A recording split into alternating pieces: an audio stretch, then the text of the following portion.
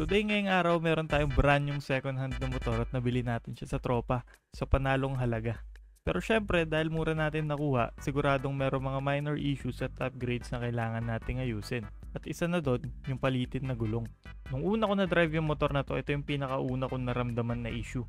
May wobble, hindi stable ang takbo ng motor at katagalan sumisingaw din yung gulong sa likod. Kasi nga, kalbo na. Kalbo po ba kayo sa personal? Pero bukod sa pagpapalit ng gulong, may iba rin tayong gagawin dito sa motor na to. Tulad ng change oil at dahil naka-stock exhaust pa to, magka-cut delete tayo. Andito nga pala sa labas nakabilad yung iba nating alaga. At dahil magkakalso tayo sa makina, sisimulan natin sa pagpadak ng motor para matanggal yung belly pan.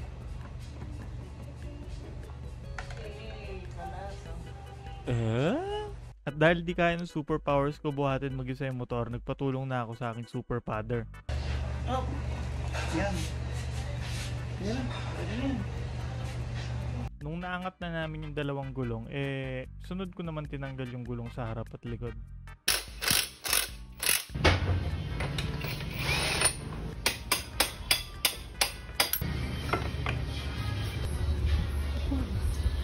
At ayun na nga yung itsura niya kapag nakatanggal yung mga gulong. Gumamit na nga tayo ng kahoy na bangko para patungan kasi wala akong jack at padak para sa harap.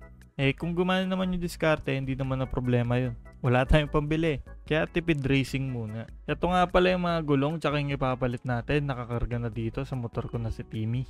At ayun, nag-teleport na tayo agad dito sa HJJ Vulcanizing. Ito kasi ang pinakamalapit na may gumaganang tire changer dito sa amin. Actually, first time ko dito nagpapalit ng gulong pero grabe solid quality ng service nila. Talagang maingat sila sa mags, hindi sila basta-basta salpak lang at mura ang labor. Dito lang yan sa Philam Friendship Highway malapit sa Angeles City National Trade School. Hanapin nyo lang si Sir Harry Pamintuan. At dahil solid sila, meron silang thumbs up sa akin.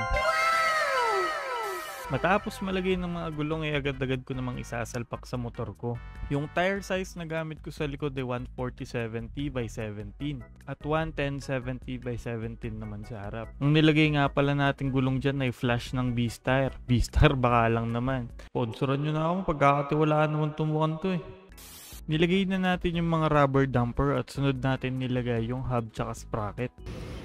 Okay. Ginagawa mo?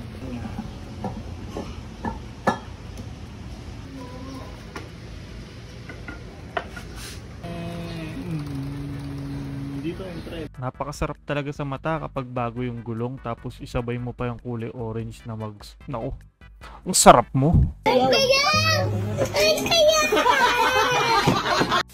Ngayon, doon na tayo sa pinakamahalagang bagay na lagi dapat gawin kapag meron kang motor. Yun na yung pag-change oil at pagpalit ng oil filter. Langis ang isa sa mga pinaka dapat hindi mo pabayaan kapag meron kang motor. Noong nakuha ko kasi tong motor na to, hindi ko alam kung anong odo ang huling change oil ng previous owner. Kaya agad-agad ko namang change oil. Ngayon may kita nyo, napakitim na nga. Kasing itim ng budhi mo. Da joke lang. Pero ayan may kita nyo madumi na yung lumalabas na oil. Tulad ng isip mo, madumi. Da joke lang ulit. Pero ayan, may itim na yung langis, madumi, malabo na. Parang kayo ng jowa mo. Da, promise, last na yan. Nagpalit na rin pala tayo ng o-ring para dun sa oil filter. Pinalitan ko na para makasigurado ba kasi biglang magkaroon ng leak. Kasi hindi ko alam kung gaano katagal na yung o-ring na yun. Ayaw nga pala, hindi nga po pala ako lihitimong mekaniko. Isa lang po akong tao na mahilig sa motor at nagdi-DIY. Baka kasi bigla akong mabash sa comment section. Tapos pagsusuntukin ko kayo. Charot lang.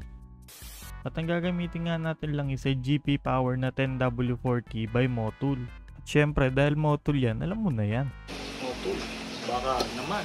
Isa pa sa gusto ko sa Motul, meron silang volume indicator sa bote nila. Makikita mo kung ilan pa yung natitirang ml ng langis. At yun yung nakakatulong sa akin para masukat kung tama ba yung amount ng langis na nalalagay ko sa motor ko. At least hindi ka na magtatansyameter. Pagkatapos ko mag-change oil, tinignan ko na agad yung catalytic ng motor para makita ko yung mga bolts na kailangan para mahugot yung catalytic. Ang catalytic converter kasi ang tumutulong sa motor para magkaroon ng maayos na emission. At ito rin yung nagpapatahimik ng sobra sa motor. Kaya kung gusto mo maglagay ng aftermarket muffler, kailangan mo siya tanggalin. At yun yung tinatawag nilang cut delete. Dito ako sobrang nahirapan kasi napakasikip ng pwesto para matanggal. Kaya di ko na na-videohan yung buong proseso. Pero naging okay naman lahat. At nalagay naman natin na maayos yung elbow at lalagyan na lang natin siya ng muffler. Syempre, di mawawala ang sound check.